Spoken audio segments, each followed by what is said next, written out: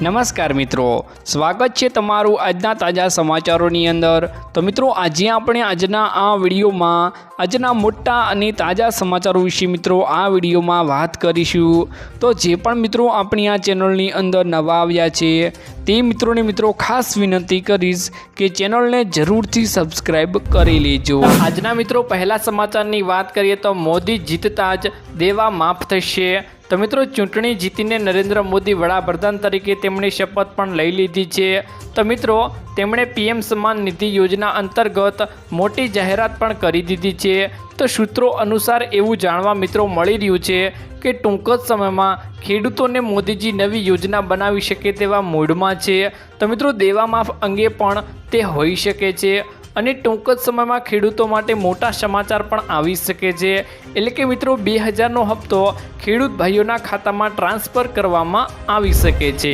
ત્યારબાદના મિત્રો મહત્વના સમાચારની વાત કરીએ તો 2017માં હપ્તાને લઈને તારીખ જાહેર કરવામાં આવી ગઈ છે કે આ તારીખે 17મો હપ્તો ખાતામાં જમા થશે। મિત્રો પ્રધાનમંત્રી કિસાન સન્માન નિધિ યોજના હેઠળ 17મા હપ્તાની મિત્રો રિલીઝ તારીખ જાહેર કરવામાં આવી ગઈ છે।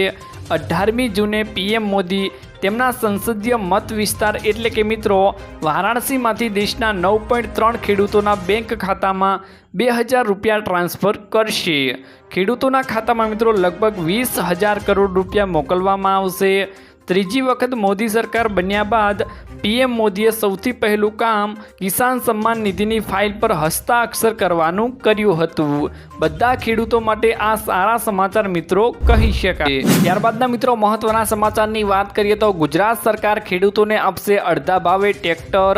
તો મિત્રો ખેડૂતોની આવક ડબલ કરવા અને ખેડૂતલક્ષી નીતિ બનાવવા રાજ્ય સરકારે આ પગલું લીધું છે। ગુજરાત રાજ્ય ખેતી ક્ષેત્રે અવનવી પદ્ધતિઓ અને દુનિયાને નવી દિશા આપી છે। સરકાર પણ મિત્રો ખેડૂતલક્ષી નીતિઓ બનાવી રહી છે અને અપનાવી પણ રહી છે। ખેડૂતોની આવક બમણી કરવા માટે વિવિધ યોજનાઓ અમલમાં મૂકવામાં આવી રહી છે। ટ્રેક્ટર સબસિડી સહાય યોજના 2024 જેના માટે મિત્રો આઈ ખેડૂત પોર્ટલ બનાવવામાં આવેલ છે, જેના દ્વારા મિત્રો ખેડૂતોને યોજનાઓને અરજી ફોર્મ ઘરે બેઠા પણ ભરી શકે છે। ટ્રેક્ટર સહાય યોજના 2024ની ઓનલાઈન એપ્લિકેશન કરવાની હોય છે। આ યોજના 100% રાજ્ય સરકારની ચાલતી યોજના છે। આ યોજના દ્વારા ખેડૂતોને ટ્રેક્ટરની ખરીદી ઉપર સબસિડી આપવામાં આવે છે, જેનાથી ખેતીમાં ઝડપથી કામગીરી કરી શકાય। આગળ વાત કરીએ તો મિત્રો જેમાં ફોર્મ ભરવા માટેના દસ્તાવેજોની વાત કરીએ તો જેમાં મિત્રો તમારો ફોટો, આધાર કાર્ડ, ચૂંટણી કાર્ડ, રાશન કાર્ડ, જાતિનો દાખલો, આવકનો દાખલો અને મિત્રો પાકું લાયસન્સ જેની જરૂર પડે છે। જો કે ટ્રેક્ટર ખરીદવા કેટલી સહાય મળશે જેની વાત કરીએ તો મિત્રો આ યોજનામાં રૂપિયા 6 લાખ સુધીની લોન મળે છે, જેનું વ્યાજ મિત્રો દર 6% હોય છે। અરજદાર લોન 5% પ્રમાણ માસિક હપ્તો ચૂકવવાનો હોય છે મિત્રો, ત્યારે તેમની પાસે મિત્રો 2.5% દંત સ્વરૂપે વ્યાજ લેવામાં આવશે। મિત્રો આ યોજનામાં કોણ અરજી કરી શકે છે અને ક્યાં અરજી કરવાની હોય છે જેની વાત કરીએ તો મિત્રો જો તમે પણ મિત્રો આ યોજનાનો લાભ લેવા માંગતા હો તો નીચે મુજબની શરતો અનુસાર હોવા જોઈએ। અરજદાર આદિજાતિનો હોવો જોઈએ। અરજદારની ઉંમર મિત્રો ઓછામાં ઓછી 18 વર્ષની અને વધુમાં વધુ મિત્રો 55 વર્ષથી વધુ ન હોવી જોઈએ। અરજદારની પાસે ગાડીનું પાકું લાયસન્સ હોવું જોઈએ।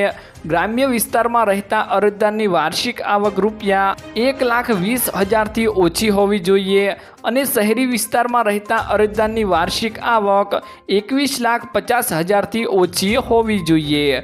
ટ્રેક્ટર સહાય યોજના હેઠળ લાભ મેળવવા માટે મિત્રો આઈ ખેડૂત પોર્ટલ પરથી ઓનલાઈન એપ્લિકેશન કરવાની હોય છે। ખેડૂતોને પોતાના ગ્રામ્ય પંચાયત ખાતે પણ મિત્રો ઓનલાઈન અરજી કરી શકે છે। ખેડૂતો જાતે પણ ઘરે બેઠા ઓનલાઈન ફોર્મ પણ મિત્રો ભરી શકે છે।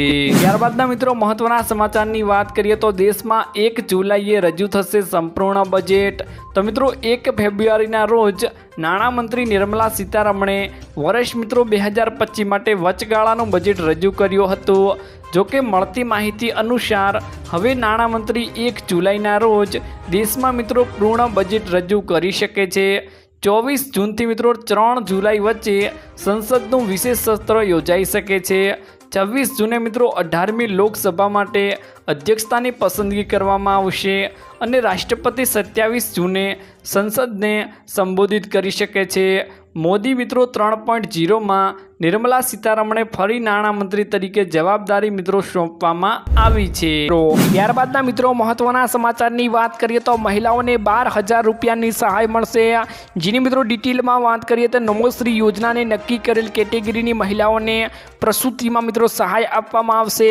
ભારત સરકારે નક્કી કરાયેલા મુજબ SC, ST અને BPL કાર્ડ ધારક, NFSA કાર્ડ હોલ્ડર, PM જય લાભાર્થી, દિવ્યાંગતા ધરાવતા બહેનો સહિતની મિત્રો 11 કેટેગરીની બહેનોને સરકાર કે ખાનગી હોસ્પિટલોમાં મિત્રો પ્રસ્તુતિ બદલ હાલમાં મિત્રો 6,000 ને બદલે મિત્રો 12,000 રૂપિયાની સહાય 3 તબક્કામાં આપવામાં આવશે તેવી મિત્રો સરકાર દ્વારા જાણકારી આપવામાં આવી રહી છે.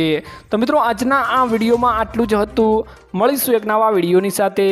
ત્યાં સુધી મિત્રો વિડીયોને એક લાઈક કરી ચેનલને મિત્રો જરૂરથી સબસ્ક્રાઈબ કરી લેજો.